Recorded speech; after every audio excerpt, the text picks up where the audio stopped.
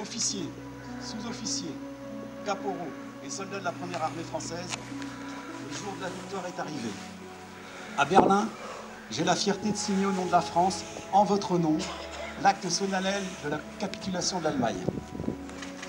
Digne de la confiance de notre chef suprême, le général de Gaulle, libérateur de notre pays, vous avez, par vos efforts, votre ferveur, votre héroïsme, rendu à la patrie son rang et sa grandeur. Fraternellement unis, aux soldats de la résistance, côte à côte avec nos camarades alliés, vous avez taillé en pièces l'ennemi, partout où vous l'avez rencontré. Vos drapeaux flottent au cœur de l'Allemagne. Vos victoires marquent les étapes de la résurrection française. De toute mon âme, je vous dis ma gratitude. Vous avez le droit à la fierté de vous-même, comme à celle de vos exploits. Gardons pieusement la mémoire de nos morts. Généraux compagnons tombés au champ d'honneur, ils ont rejoint le sacrifice et la gloire pour la rédemption de la France. Nos fusillés et nos martyrs. Célébrons votre victoire, victoire de mai, victoire radieuse de printemps qui redonne à la France la jeunesse, la force et l'espoir. Soldats vainqueurs, vos enfants apprendront la nouvelle épopée que vous doit la patrie. Berlin, le 9 mai 1945, le général de l'armée de Tassigny, commandant en chef de la première armée française. Il y a 79 ans, à Berlin, la France surmontait l'étrange défaite de mai 1940 et l'esprit de collaboration. Le 8 mai 1945, l'Allemagne nazie capitulait. Le fracas des armes se taisait en Europe.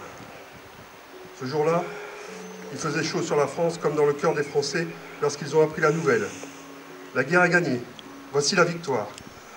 Ces quelques mots prononcés par la voix du général de Gaulle qui, depuis le 18 juin 1940, avait poursuivi le combat, ont résonné dans le pays et bien au-delà. La délivrance est là. Et en même temps que les larmes de joie, la douleur fait briller les yeux des Françaises et des Français. Car la victoire, si heureuse soit-elle, n'efface ni la guerre qui a eu lieu, ni les ravages, et ni ses morts. Des ruines de Rennes et de Saint-Malo, aux plages de Normandie et de Provence, d'Oradour-sur-Glane aux monuments aux morts, sur lesquels on gravera bientôt des noms nouveaux. C'est dans un silence de mort que résonnent les premiers cris de la libération, dans le silence des murs d'Isieux et de celui de toutes les maisons dont les habitants furent assassinés. Le 8 mai 1945, dans un élan collectif, chacun pleure les morts et salue ceux qui ont combattu. 79 ans après, réunis devant nos monuments aux morts, nous leur rendons un même hommage. Nous nous souvenons de ceux de 40 et de leurs efforts héroïques, à Montcornet, à Saumur, à Narvik et dans les Alpes. Nous nous souvenons des hommes et des femmes qui ont refusé d'abandonner la patrie à ceux qui l'avaient occupée et à ceux qui l'avaient trahi. Résistants, ils s'étaient engagés sans calcul, sans garantie, mais résolus à vivre libre ou à mourir. Nous nous souvenons des combattants des forces françaises libres, venant de France, d'Afrique, des Outre-mer et d'ailleurs. Ils étaient soldats, légionnaires, aviateurs, tirailleurs, marsouins ou marins.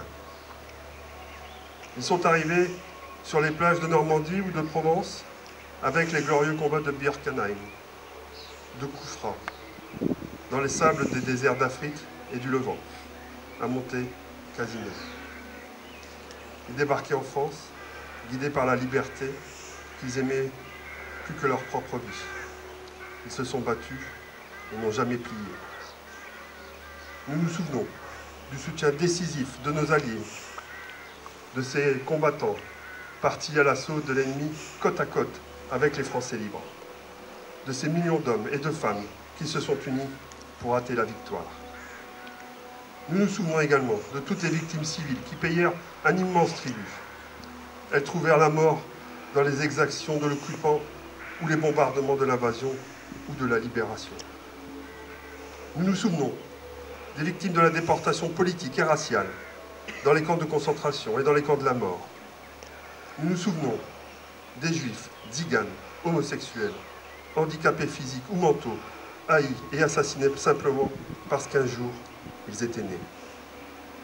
Nous nous souvenons aussi de ces Français et de ces Françaises d'Alsace ou de Moselle, enrôlés malgré eux dans l'armée de l'occupant, sous un drapeau qui n'était pas le leur. Il y a 79 ans, la France et l'Europe avaient perdu leur innocence. Et c'est avec la conscience grave du passé que chacun se mit à imaginer les jours heureux. Avant même la fin de la guerre, de nouveaux défis se faisaient jour, de nouvelles ambitions aussi. Une ambition politique partagée par toutes les forces qui avaient contribué à la libération et qui, rassemblées autour du général de Gaulle, avaient formé un gouvernement provisoire.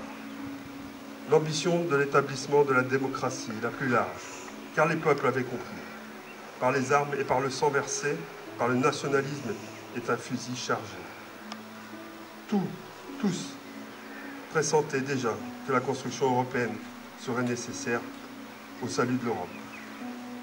Une ambition sociale, celle de la sécurité sociale, du droit au travail, de la sécurité de l'emploi.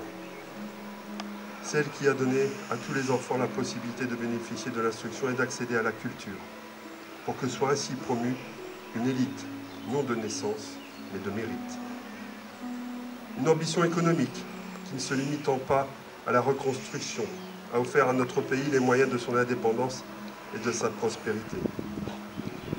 De la guerre, du 8 mai 1945, nous avons conservé une mémoire. Celle-ci s'est nourrie de l'histoire des combats de la France libre et de la résistance, comme de celle de la déportation et de la collaboration. Cette mémoire est notre héritage autant qu'une leçon. Depuis 79 ans, nous ne l'avons pas oubliée. Pour toujours, elle nous anime. Vive la République, vive la France.